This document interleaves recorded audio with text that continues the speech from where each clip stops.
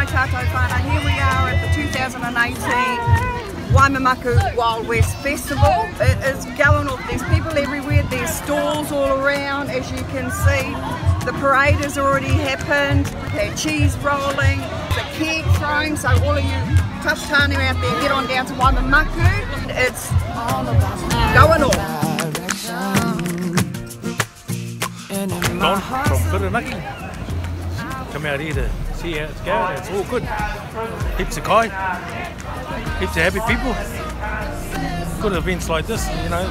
I hear comments from other people from way out of town that, you know, they should have these sort of events around there where they live. Yeah, no, it's all good.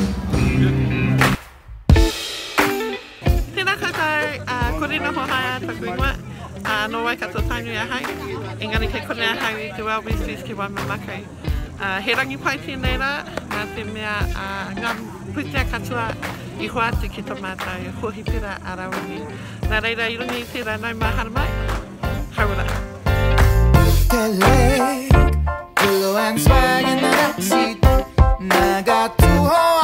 My name is Cord and I'm from Kaitaia.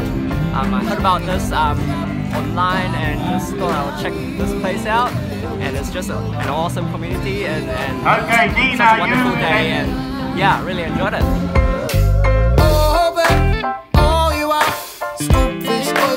Ice cream, Kia ora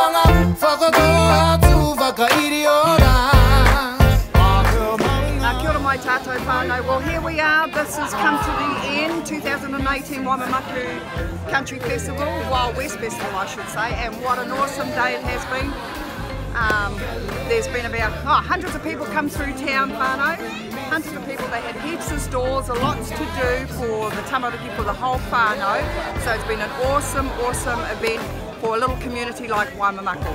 So don't forget whānau, come next year, 2019, it'll be bigger and better still. Ka kite anō. Got leg on the street now.